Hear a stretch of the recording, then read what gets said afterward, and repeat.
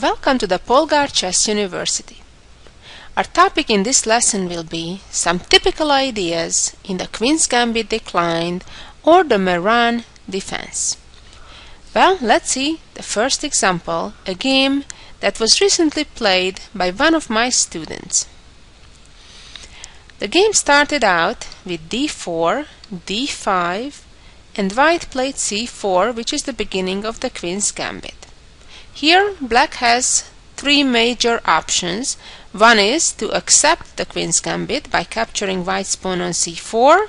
Alternatively, black can decline the gambit, typically either playing c6, as black did in this game, or play e6 instead. It can lead to very similar positions. Well, in our game, as I mentioned, black played c6 and white responded with knight f3, knight f6, knight c3, and e6. These are all very typical and common opening moves so far that has been played for over 100 years now, and theory has concluded that the two most ambitious and best moves for white right now are either bringing the bishop out to pin black's knight, although that involves a pawn sacrifice, as after black captures the pawn and white plays e4 opening up the bishop's diagonal, black does have the option to try to protect the pawn. And this leads to the very famous Botvinnik variation, which continues with white trying to use the pin right away over black's knight, but black doesn't need to panic. Black can successfully counterattack by playing h6, chasing the white bishop. If now white captures the black knight, then of course black captures the white bishop, or if the bishop retreats to h4, trying to maintain the pin, then black would again attack the white bishop. And now the move that's considered best for white is to sacrifice the knight, and when pawn captures knight, bishop captures, and now indeed the black knight is lost in the pin. But this is where just all the complications begin. Black typically would play knight b to d7, and it is a very sharp middle game that arises from this famous Botvinnik variation. So let's go back to the earlier part of the game, to move 5, where, as I mentioned, one of the most ambitious and risky options is for white to play bishop to g5 right now. Another much more conservative and solid way to continue would be to play e3, because this does not involve any pawn sacrifice. The bishop protects the pawn on c4. In addition to these two main most popular options, it's quite reasonable also to exchange the pawns on d5, although it wouldn't be my top recommendation, because then black capturing back with the e-pawn would open up the diagonal of the light squared bishop, and that's certainly a welcome news. So let's go back and look at this position again, where white played probably a mistake and definitely an inaccuracy, and a certainly very rare attempt. White played immediately c5. Now, this is what we're going to focus in this lesson on, about when and why white should or shouldn't play c5, especially at an early stage of the opening when most of the pieces are not yet developed. Believe it or not, one of the key elements in such situation is the fact that the white rook in the corner on a1 is still unprotected, or if it may not be. So let me show you why that's so important. Generally, when white plays c5 at such an early stage, or even at later stages, black's first attempt to refute it or to respond to it should be playing b6, as black did in the game. And now, if white wants to maintain that space advantage on the queen side and that chain of pawns that is certainly a bit annoying from black's perspective by playing b4 with the idea to then capture back with the b pawn, then the problem would be that black plays now a5. And in fact, that's exactly what happened in the game we're looking at. And here comes the really important idea to remember. If now white plays a3, trying to maintain that chain of pawns, that would not be a good idea, because now after pawn captures on b4, all of a sudden the white rook is hanging. So obviously that is out of question, not a good idea for white. So before you would ever think of playing c5 in such Queen's Gambit type of positions, always think if that rook is protected or not. Well, how could white protect the rook? Very simple, by moving the dark squared bishop out to develop it to a natural square. Could go to g5 or could go to f4 or pretty much any other square, and the white queen then would protect the rook in the corner. Protecting that same pawn on b4 right now by playing rook to b1 instead would fail as well, because after the trade on b4, even though that white can recapture, black now will win a pawn, as white didn't have sufficient defense on that pawn. So let's go back to the position after black played a5. In the game we're looking at, white responded by playing knight to a4. Well, this is certainly an interesting looking move, puts pressure on black's pawn on b6. And here is where black has to play very accurately, otherwise white will actually maintain or get his advantage. For example, if black now captures on c5, white will recapture with the b pawn with at least a little better position, with the knight soon appearing on b6. Or if the other black pawn captures on b4, then the white knight immediately captures on b6, gaining time by attacking the black rook in the corner. And what's important here is that black's pawn on b4 is isolated from his other pawns. Not in the traditional sense, because indeed black does have a pawn on the c file. However, in practicality, because there is a blockade here between the pawns on the c file, there is no foreseeable potential on how black could ever advance that c6 pawn to c5 to give help to the pawn on b4, and therefore white would have an advantage here as well. Now the interesting part is that if black plays the correct move, black actually already is winning a pawn. And the correct move to achieve that is a simple developing move that at the same time protects black's b6 pawn.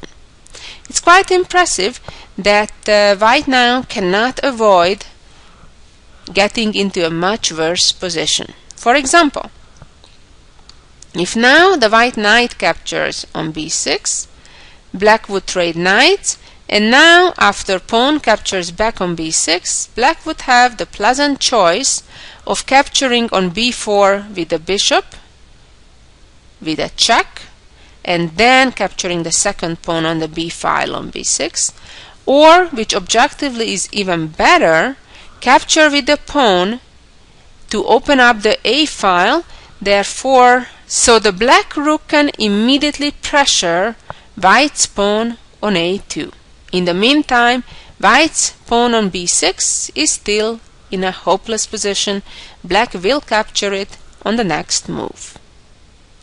So let's go back again to the situation after black just played knight b to d7. Naturally, capturing right now on b6 with the pawn would lead to similar problems. Black could just, for example, capture the pawn on b4 with a check, once white stops the check, then grab the second pawn, and now black is up a healthy pawn. Let's see what other ideas may white try in this position.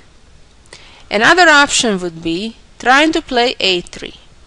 And again, the key problem is that that rook on a1 is still in an unprotected square, and black again can take advantage of it, namely by trading on b4, and if white captures back, which is of course a mistake here, use the pin immediately by attacking white's knight, and now if the knight moves, the rook falls, and of course if the knight stays, then black just wins the knight.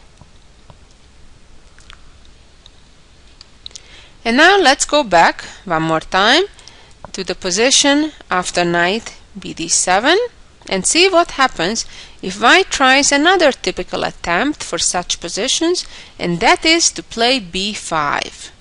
Well, here it's certainly not a good idea, because after the pawn captures on b5 right now, the white knight is now hanging, so therefore white does not have time for a typical c6 push, because in this case then the knight would be lost. On the other hand, if the white knight captures on b6, then black simply trades and wins a pawn, and black is clearly ahead. And one final really important idea in this position after black plays knight b to d7. What happens if right now white plays the simple and natural bishop d2, protecting the pawn? So now white doesn't need to worry about the rook being on an unprotected square. The rook is protected by the queen, the pawn on b4 is protected by white's bishop, so it seems that white has everything under control. However, of course, appearances can be deceiving, like it is in this case. This is a typical case when one requires calculation. Generally, in positions where you do have captures at hand or options, or in fact several of them, those are typically the times that you do need to calculate. When there are captures, checks, or forceful moves like attacking a major piece, those are to be considered. When those are not around in the position, generally you should just use judgment call and trust your intuition on where your pieces should go. Use common sense, like try to control the center, try to develop, try to keep your king safe, and so on and so on. So this is one of those situations when calculation is really important. So I suggest you take a little bit of time, and this is not that simple, but I'm hoping that you're able to figure out how black now can win a pawn. And the response to that question is by first capturing on b4, then capturing on c5, and now using a little combination to gain material advantage, namely sacrificing the knight, knight captures back, then trading bishop for knight, and then finally check. And now we can see that white is busy responding to the check, as well as the bishop is attacked, so by the time white blocks the check, the bishop will be gone, and black being a pawn up.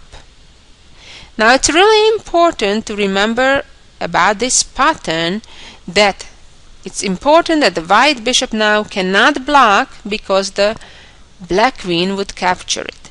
So if this white pawn would be on a3 instead of a2, then of course the whole combination would not work.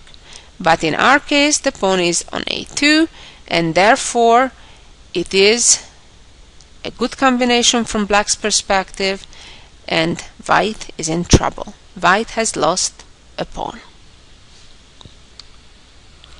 Okay, and now let's continue with our second example that was also played by the same student of mine.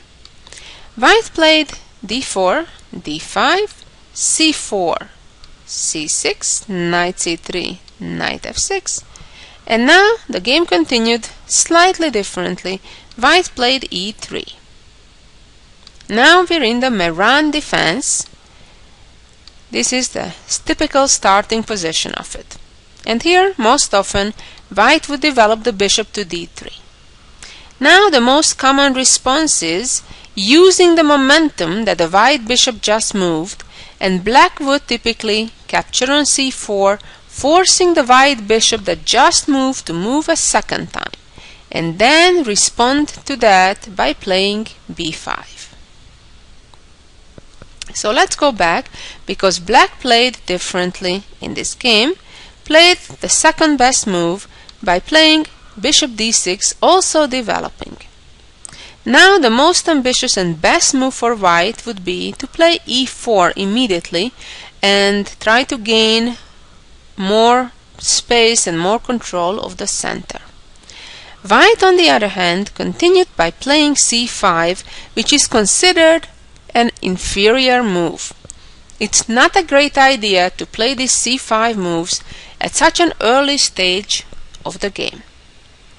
Black retreats the bishop to c7. Of course, that's a superior place for the bishop than it would be on e7, because it controls a lot more squares from c7 than it would from the other side. Also, most likely the White king will castle to the king side, and then the Black bishop immediately is looking in that direction. However, the most important reason why the bishop should be on c7 rather than on e7 is that it controls the central e5 square. And that is important for two reasons. On one hand, it makes it real difficult for the White knight to jump in to e5, and perhaps even more importantly, it helps Black to be able to play e6, e5 pawn advancement. White castled, and in fact it was time already for Black immediately to play e5, and then if capture, just capture back, and then of course castle as soon as possible. Let's go back again and talk for a moment about the other typical idea that Black normally should have in such positions. That is to play b6. In view that the White rook is still unprotected in the corner after b4, a5, it's true that White still cannot play a3 now because it will simply lose a pawn after the capture on b4. However, unlike in the first game we saw, here b5 is a very, very strong move. And that's what I'm trying to point out, these typical patterns, typical ideas for such and similar positions. Now after b5, Black has trouble, doesn't matter which way he continues. For example, if the c-pawn captures on b5, White would push through, attack the knight, and if the knight goes to b8, then bishop b5. You may think that that c6 pawn may get weak, but reality is that White has sufficient resources to protect it, if needed, quickly, with the rook coming to the c-file, some cases even the knight to e5. And another important pattern, after bishop a6, White would typically respond with a4, and as you can see, the Black knight is pretty dead on b8 without much potential. Even if a trade would happen, things would get even worse. After a captures back to b5, and now the knight on b8 is totally out of play, and to make it worse, because of it, the Black rook in the corner is also out of play. So this certainly would work out wonderful from White's perspective. So let's check one more time. b6, b4, and now a5 is not a good idea because White continues with b5, and if on the other hand Black captures the other pawn on c5, then b captures to c6, knight b8, and still bishop b5 with some advantage for White. Let's go back again and see how the game continued. where, as we saw, the best choice was to play e5, and not so good choice was to play the b6 a5 plan. Black, in the meantime, simply castled, and White's response was to play bishop d2. I think e4 was an interesting idea and probably a better choice here. Bishop d2 after castling is a little overcautious and gives Black again the opportunity to play e4, what Black should have done. Rook e8 is a little bit overcautious and unnecessary at the moment. And here again, White could consider playing e4 or even b4 may be an interesting alternative. I certainly do not like White's next move, which was to move the knight to h4. Although it would work pretty nice if Black would make another kind of nothing special move like queen e7, then White would get to play f4, preventing for a long time Black playing e5. However, Black knew better and immediately played e5 at this stage. From the opening perspective, Black was very successful, solved all kind of opening problems, and it is in fact White who has to be careful to maintain equality if it's not yet too late. The game continued with White playing f4, and in this position I certainly would have chosen to exchange pawns on d4 and then have a beautiful outpost for my knight on e4. Black in the game instead chose to close down the position by playing e4, which I think made White's life a little easier. Although Black doesn't have to worry here either. The position is around equal.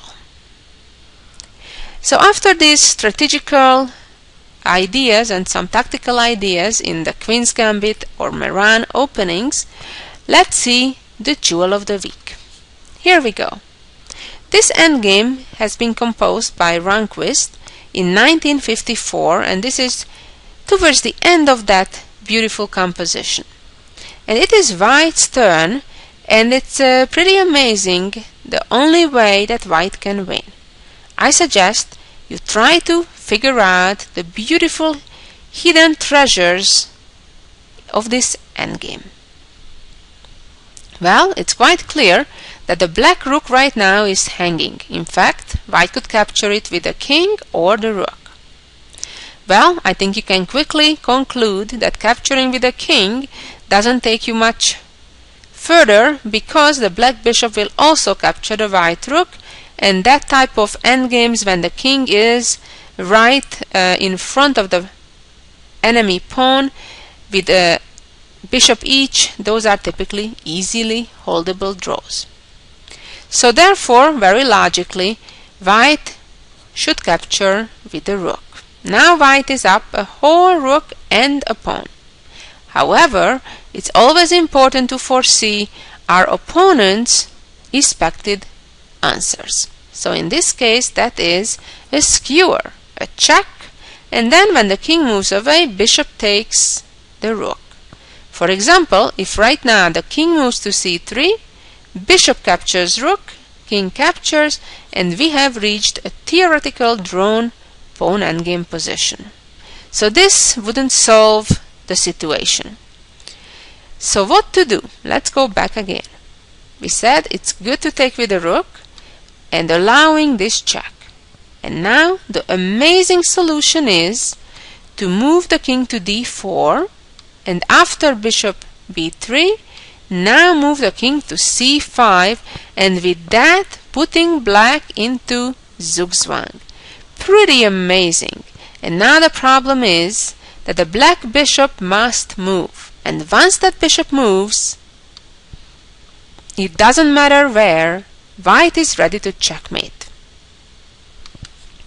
What a beautiful, beautiful endgame. I hope you enjoyed it as much as I did and learned some important ideas about the Queen's Gambit type of positions when White plays c5 at the early stage of the game. Thank you for listening, and please be back next week for some more chess ideas. Bye-bye.